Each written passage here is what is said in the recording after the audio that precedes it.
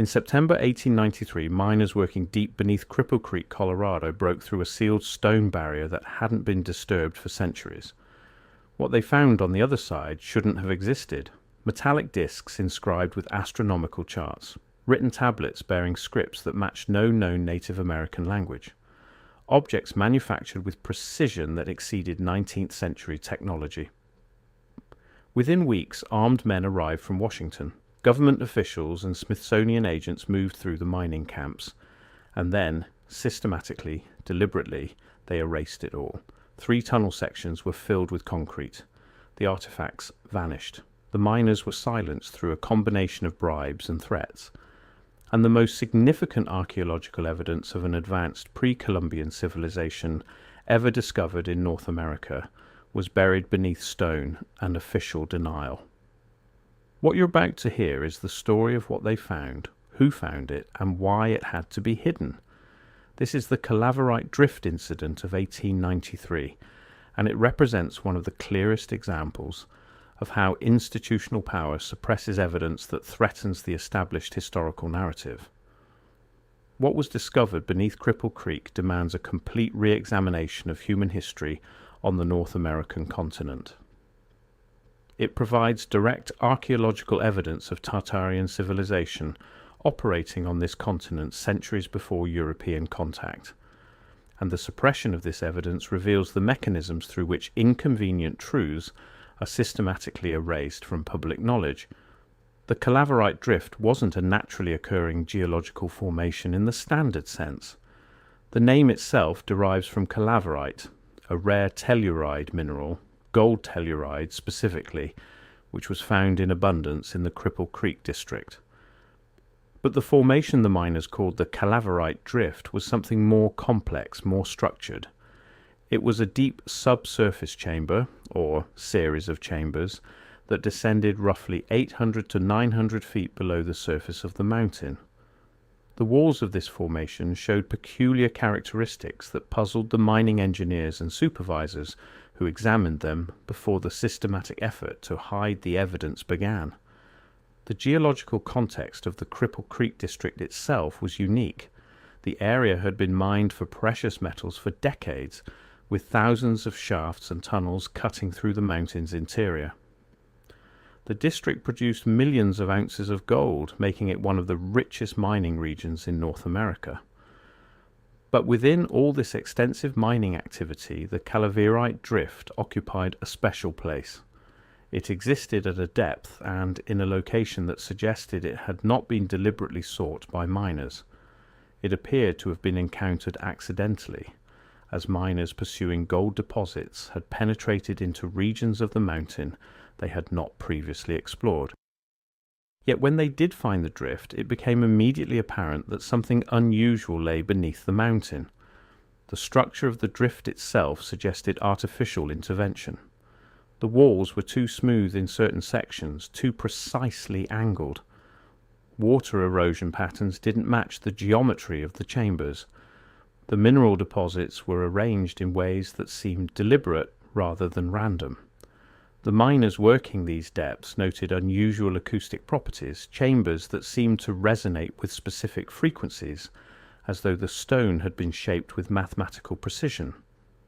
These observations were recorded in personal journals and letters, many of which survived despite the official suppression. It was during the 3rd week of September 1893 that the first artifacts were discovered. A mining crew working Section 4 of the drift broke through a partial wall, a wall that showed signs of having been sealed anciently, covered over with a calcified mineral layer that had hardened over centuries. Behind this wall lay a chamber, distinctly separate from the natural formations surrounding it. The artifacts recovered from this chamber were unlike anything found in standard archaeological contexts in the region. They included metallic objects that showed signs of sophisticated manufacturing, pieces that appeared to be components of larger devices or mechanisms. Some items showed geometric patterns that suggested astronomical knowledge, astronomical alignments that would have required sophisticated measurement and calculation to achieve. One of the most significant objects was a disc of unknown alloy, 4 inches in diameter, with intricate geometric markings in concentric circles. These resembled star maps or astronomical charts, with precision far beyond Native American toolkits. The alloy didn't match any known composition from the region.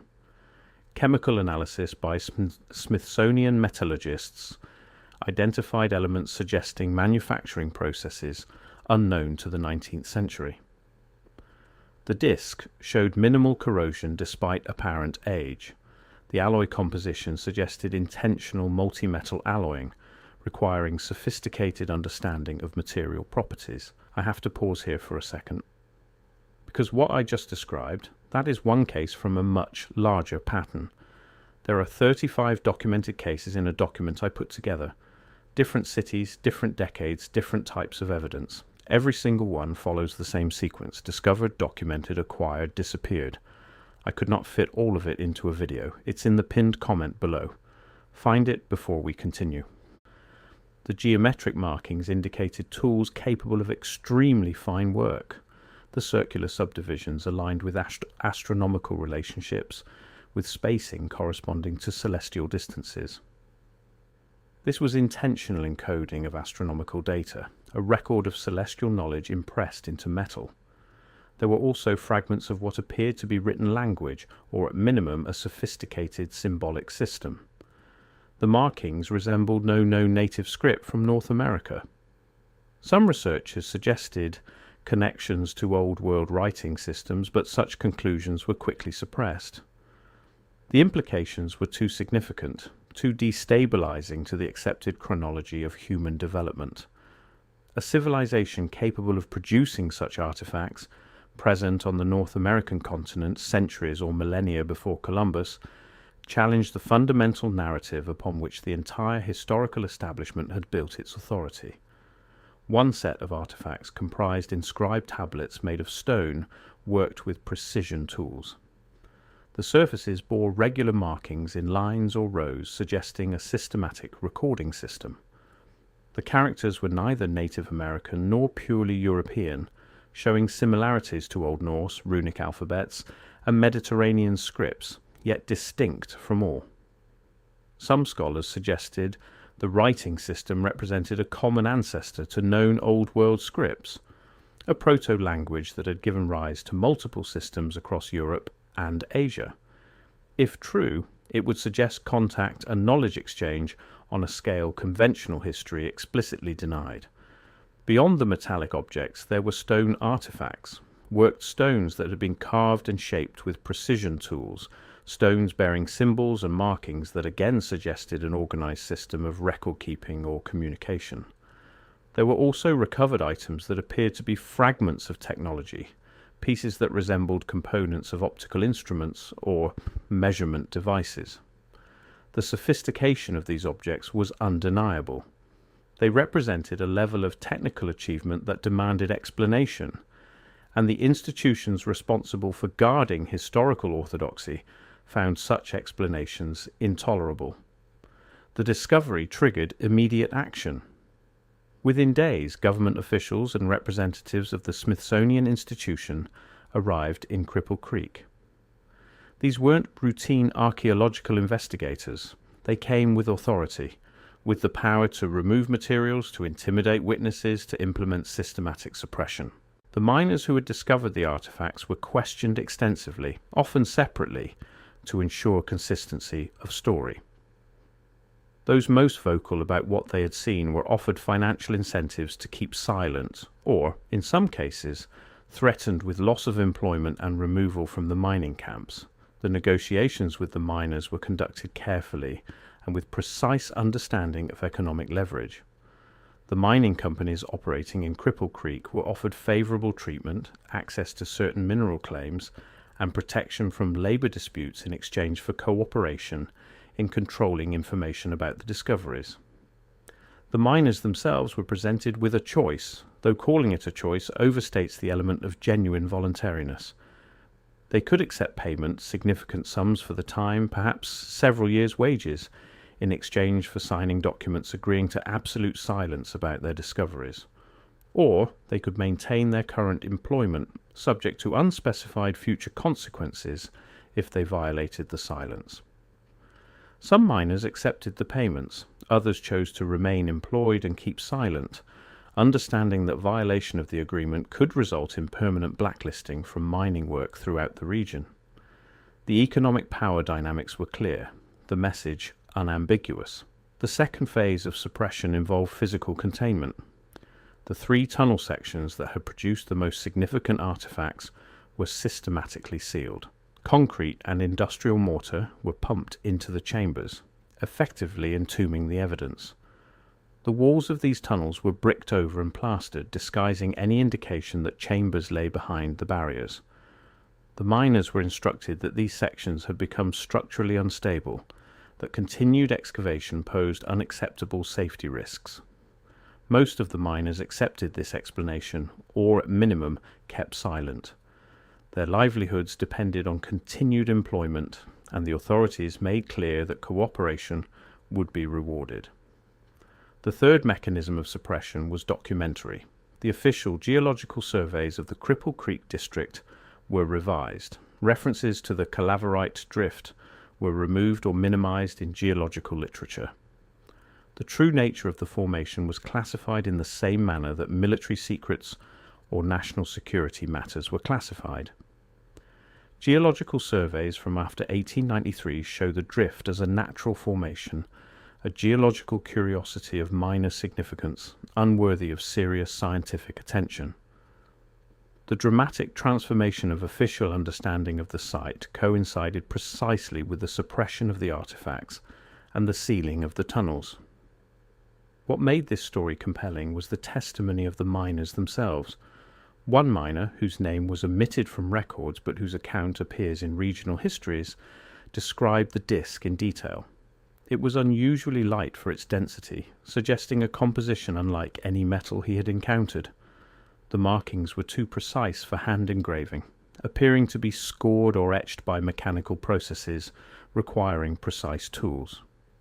William Blackwood, in County Historical Archives, described manuscript fragments on treated material resembling neither leather nor cloth.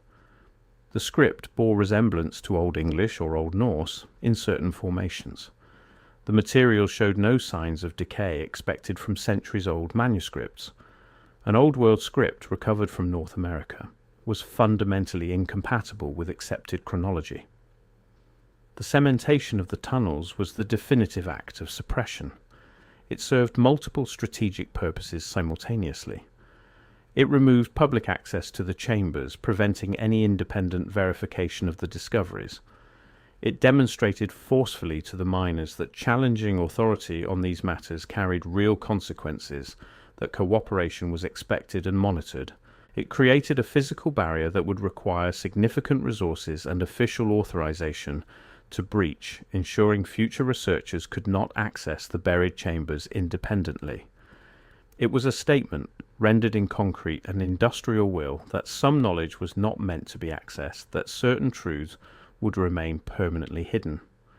What had been found in the Calaverite drift represented a challenge to the entire framework of accepted historical understanding. A technologically advanced civilization present on the North American continent before the official narrative allowed evidence of writing systems, engineering, metallurgical knowledge, astronomical science. These artifacts didn't fit the approved story of human progress, the narrative that positioned Western European civilization as the source and origin of all genuine technological achievement. The presence of such evidence, confirmed and documented, would have forced a comprehensive re-evaluation of human history, would have required acknowledgement that non-European civilizations possess technological sophistication and scientific knowledge that rivaled or exceeded European development. The institutional response to the Cripple Creek discoveries reflected the reality of historical authority in the late 19th century. The major academic institutions, the Smithsonian Institution preeminently, had invested enormous authority and prestige in specific historical narratives about human development. Challenges to those narratives threatened institutional credibility, threatened funding, threatened the entire edifice of established academic knowledge and authority. It was far simpler, far more Before I go further, that document in the pinned comment. If you have not found it yet, go there now, because everything I cover in these videos is one piece of a pattern that only becomes visible when you see all 35 cases together. The document shows you the full pattern. What I can show you here is the surface. What is down there is everything underneath it. Pinned comment, now, then come back. Economically rational to suppress the evidence, to silence witnesses, to cement shut the tunnels and deny that anything significant had ever been discovered. But suppression was not complete. Evidence survived, scattered across personal journals, county records, local histories, and the testimonies of miners who refused to be entirely silenced. References to the discoveries appear in various regional historical societies, carefully archived but not widely publicized.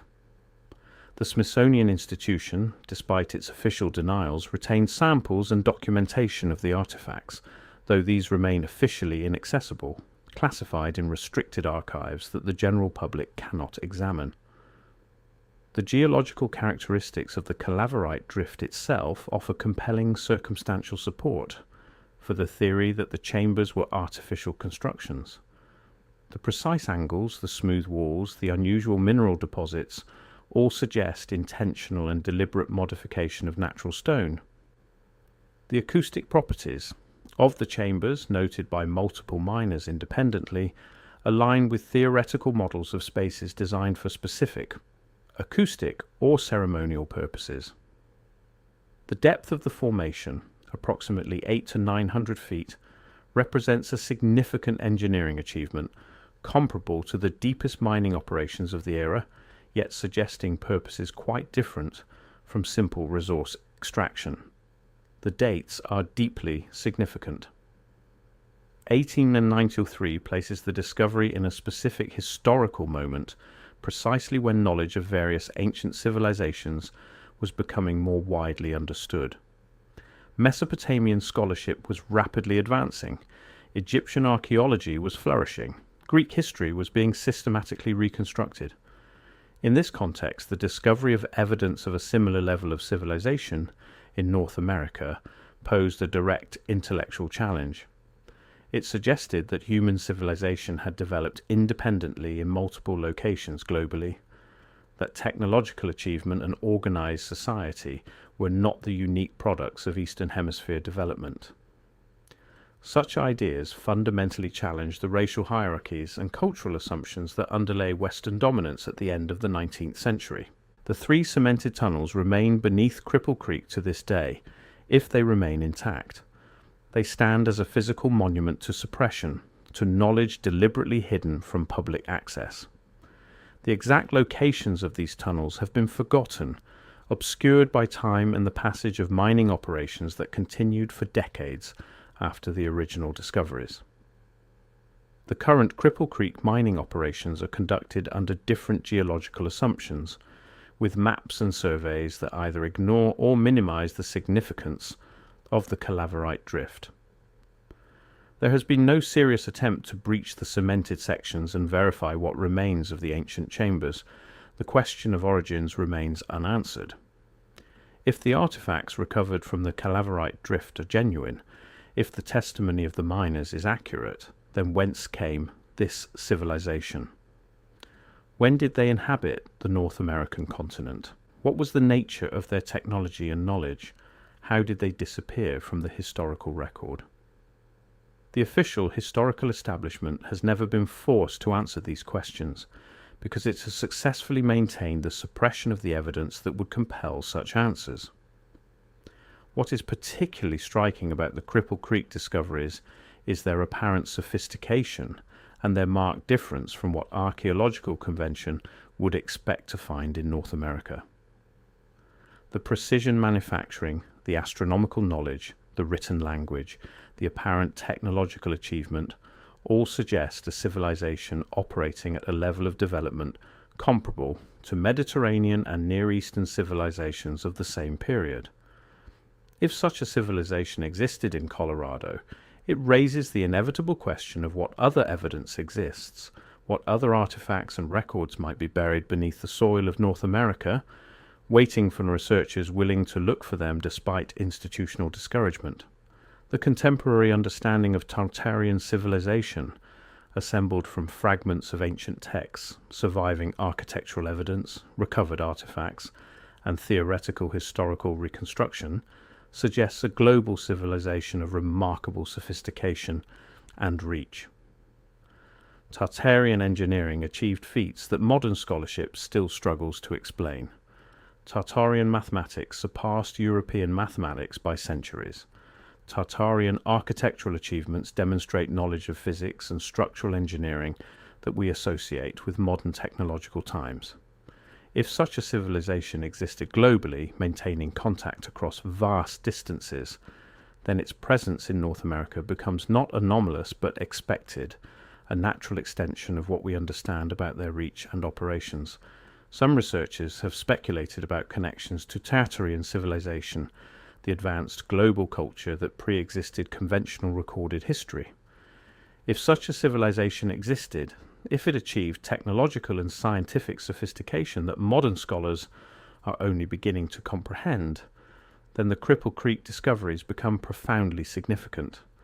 They represent archaeological evidence of Tartarian presence in North America, evidence of a civilization that was not primitive, not limited to simple tribal structures, but organized, technologically accomplished, scientifically sophisticated. The Tartarian Empire, if the various reconstructed historical accounts are accurate, maintained contact and trade networks across continents, establishing settlements and resource extraction operations in diverse locations. The presence of Tartarian civilization in Colorado would fit perfectly with such a global network, representing a Tartarian mining and manufacturing outpost designed to extract precious metals and other resources from the North American continent. The metallurgical evidence is particularly compelling. The unknown alloy, the disc with its geometric markings, the apparent precision of manufacture, all suggest access to technology that developed modern metallurgy assumes only emerged centuries later. If Tartarian civilization possessed such technology, if they worked with alloys and refined metals in ways we're only now beginning to replicate, then they possessed understanding of chemistry and material science that positions them as fundamentally advanced relative to contemporary Western European knowledge. The written language, or symbolic system, discovered on the artifacts and manuscript-like materials also suggests Tartarian connections. Tartarian written language has been partially reconstructed from surviving documents, carved seals, and architectural inscriptions found at various ancient sites. Some researchers have identified similarities between these Tartarian symbols and the markings discovered in the Calaverite drift. If such connections are genuine, then we possess direct archaeological evidence of Tartarian civilization on the North American continent, evidence that has been systematically hidden from public knowledge for over a century. The astronomical elements in the artifacts, the star maps or astronomical charts allegedly present on the recovered disk, align with what is known of Tartarian scientific achievement. Tartarian mathematics and astronomy were sophisticated, representing a level of understanding of celestial mechanics that required systematic observation and sophisticated calculation. The presence of astronomical elements in artifacts discovered at Cripple Creek suggests that the same level of scientific achievement present in the known Tartarian centers also extended to North American locations. The question of how Tartarian civilization came to establish settlements in North America remains unresolved. Conventional historical narrative posits that pre-Columbian North America was populated by small tribal societies with limited technological achievement. Yet the Cripple Creek discoveries suggest something entirely different. If the artifacts are genuine, if the testimony is reliable, then advanced civilization was present on the North American continent, capable of constructing deep subsurface chambers, manufacturing sophisticated metallic devices, maintaining systems of written communication. The sealing of the tunnels represents the definitive suppression of this evidence. By ceasing public access, by denying the significance of the original discoveries, by controlling the narrative and the documentation, the institutional custodians of historical knowledge successfully removed the Cripple Creek evidence from consideration. They created a situation in which alternative historical theories, however compelling the evidence, remain marginalized, dismissed as fringe speculation by mainstream academic institutions. But the evidence persists. In scattered documents, in the testimony of miners, in the geological characteristics of the Calaverite drift itself. The suppression was effective, but not perfect or complete. Those willing to investigate, to examine the surviving documentation carefully, to consider the implications of the testimony, can assemble a compelling and coherent case that something extraordinary was discovered beneath Cripple Creek in 1893, something that challenged the established historical narrative, profoundly and absolutely warranted systematic suppression. The story of Cripple Creek 1893 is ultimately a story about the nature of historical authority, about how institutional power shapes what is permitted to be known, about what happens when evidence emerges that challenges established narratives.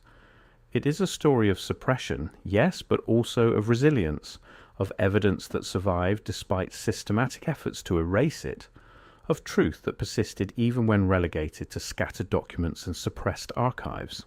It demonstrates the mechanisms by which inconvenient truths are managed, neutralized, and rendered invisible. It shows the economic and political levers through which institutional authority enforces silence. And it provides a template for understanding how similar suppression has likely occurred elsewhere, how many discoveries have been made and hidden, how much of our actual history remains submerged beneath layers of official denial and systematic concealment. The miners who worked those deep tunnels, who held those artifacts in their hands, who witnessed evidence of ancient civilization, they knew what they had found. Some attempted to speak truth despite pressure to remain silent. Others allowed the suppression to succeed, accepting payment or intimidation as the price of their silence.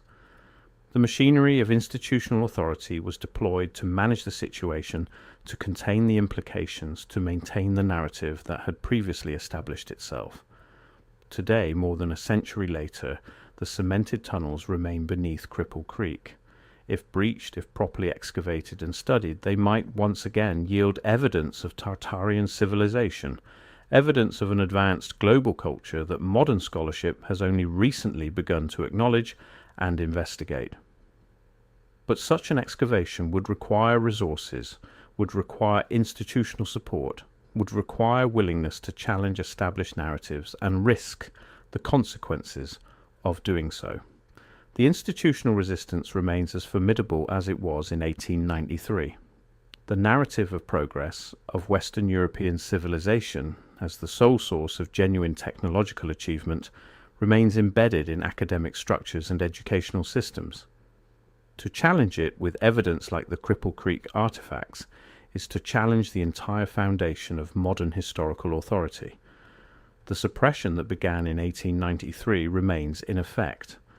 The official story is that nothing significant was ever discovered, that the Calaverite drift is a geological formation of minor interest, that the 3 cemented tunnels were sealed for safety reasons and have no further relevance to our understanding of history. Yet those who investigate carefully, who examine the surviving documentation, who consider the testimony of eyewitnesses, arrive at a different conclusion.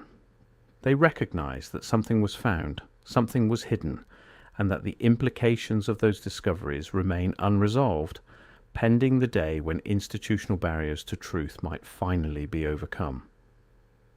The power of institutional suppression lies not in its perfection, but in its persistence and reach. A truth that is suppressed today may be rediscovered tomorrow, but only if someone cares enough to look for it, cares enough to challenge authority, cares enough to risk ridicule and professional consequences to pursue genuine understanding. The miners of Cripple Creek, many of whom died with their knowledge locked inside them, represented a crucial break in the chain of suppression. Their testimonies survived, scattered across documents and archives, accessible to those willing to seek them out. The artifacts themselves, some spirited away by officials, others lost, nevertheless, left traces, references, and descriptions that researchers can still examine. What remains beneath Cripple Creek represents unfinished history. It represents a story that was interrupted, evidence that was suppressed, truth that was deemed unacceptable, and therefore was hidden away.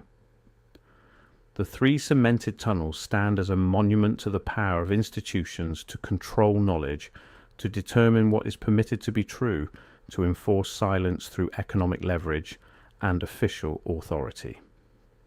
Yet monuments to suppression are also invitations to future investigators, testaments to the existence of hidden truths waiting to be discovered. Beneath the concrete and industrial mortar, beneath decades of mining operations and official denial, the Calaverite drift waits. What it contains, what it will eventually yield when institutional barriers finally crumble, remains to be seen. But the story of Cripple Creek 1893 has already proven one crucial truth. Our history is not what we have been told it is. There are deeper layers, hidden discoveries, suppressed evidence that challenges everything we believe about our past. The miners who encountered those artifacts understood this clearly, and they died knowing that the world they lived in was built on lies,